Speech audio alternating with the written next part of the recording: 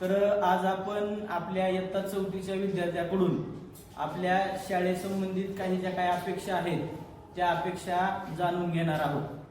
तर आपण या ठिकाणी एकेकाने यायचं आहे आणि तुमची आपल्या शाळेकडून आणि तुमच्या सहकार्याकडून म्हणजे तुमच्या विद्यार्थ्याकडून जी काही अपेक्षा आहे ती अपेक्षा या ठिकाणी सांगायची आहे आणि या अपेक्षेच्या झाडावरती ते आपण अपेक्षा चिकटवणार आहोत। चला एकेकाने या।